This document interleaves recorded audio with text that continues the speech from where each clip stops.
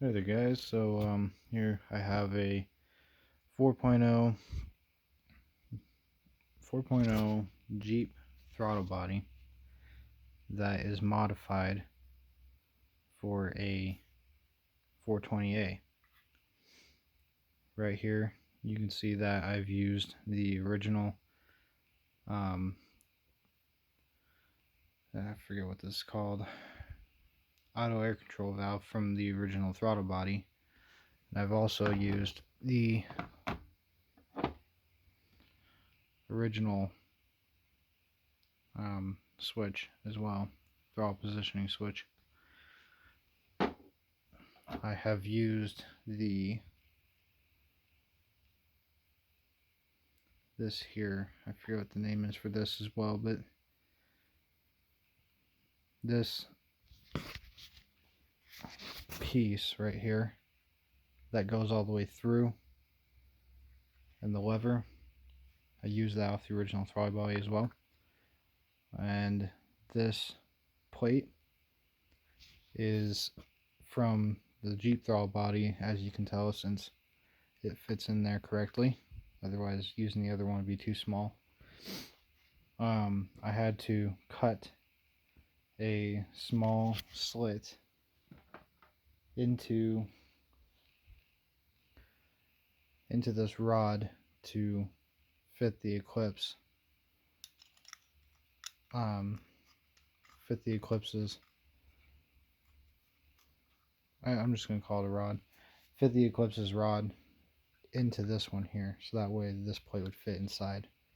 Let me tighten this down real quick and I'll show you exactly what that looks like, so you can kind of see.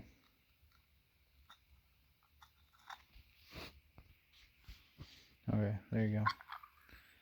Alright, so you can see that this slit that fits the plate had to be opened up a little bit wider. The closer you keep the tolerance, the better this will work, but ultimately this should work regardless. One of the problems I was doing some research on that I found is that these bearings on the inside here, they tend to wear down a little bit. Well, not the bearings anyways, but the nylon O-rings inside tend to wear down, and they're very easy to remove. There's a couple of videos I've seen so far where other people are doing the same thing. They're removing the originals, taking them out, and replacing them with either it's .012 sized O-rings or just 012 O-rings. Anyways, you can go to any O'Reilly's and you can find that O-ring size out of the kit. That being said, let me disassemble this real quick and I'll show you what that looks like. Okay, so first thing I noticed is that when I used this, I had put this in, it is pretty much the same size. It works exactly the same, fits nicely. Definitely like the fitment. Those are the black O-rings that I replaced this with already. I didn't make this video before because I wasn't really thinking about making the video. I just decided to do it. But you can see the bearings inside there, and those are hardened steel, so they don't wear down too much, and it probably takes a very long time before they do. But the original stem that you have to use, that comes off the Jeeps, those wear down because the metal is a little bit softer. So in the previous video that I watched, they said that what you need to do for people that are reusing those rods from the Jeeps, these bearings need to be pushed over a little bit using these two O-rings. So far I found that it really made no difference for me, since I don't have really any wear on this at all, so there wasn't really much of a change. part of my problem is that this is used on a boosted application, and so now I found that it started to leak quite a bit. So replacing these O-rings was kind of an important deal for me right now. Yeah, so I just really want to show you guys that, kind of show you guys what I've been using. As you can see, this throttle body had 4 holes on it. I cut away the 2 that I didn't need. That was just something I had learned from a previous forum. Probably because the 2 lobes get in the way of something. I don't remember. But from what I know is that you have to enlarge these holes a little bit to get them to actually fit, and you have to use a different style screw, which is a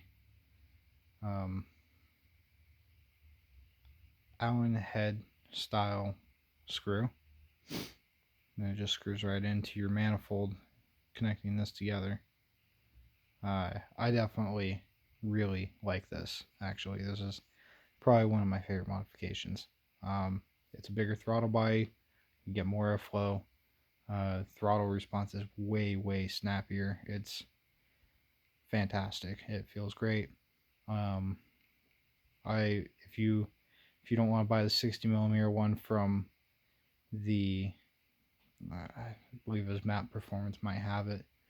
If you didn't want to buy that one, this is a great alternative.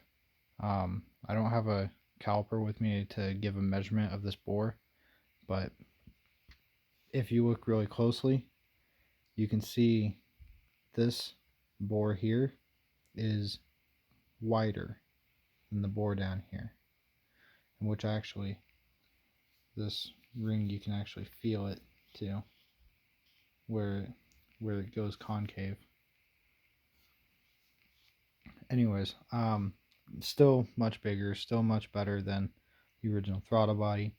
So far I have not had a single issue, and I've been running this throttle body for approximately 3 or 4 years now. Haven't had a single issue. Just need to replace these O-rings in here. So only recently have I actually started running the boosted application at 8 psi. Pretty standard for these cars right now. But overall, this has been a pretty good experience using this thing. I don't know. I didn't really like having the nipple on the bottom here. It's kind of a pain to use, and really just, I don't know. I didn't really like it that much, but I make it work, so that's what you can use. Yeah, so that's a fun thing, right?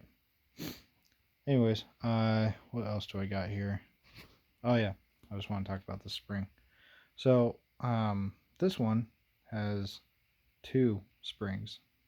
The other one's right here, and I put this one on. Originally, I really needed the double spring, which is okay, it worked. But now that I've completely cleaned these up, I think I may really only need 1 spring. So I was thinking I might try it, but at the same time I really don't want to pull this thing back off, so I might just put the 2 springs back on. I really like having the 2 springs on here because it makes the pedal feel a little bit heavier, and it's just, it kind of feels nice, and that's what I like about it. But otherwise,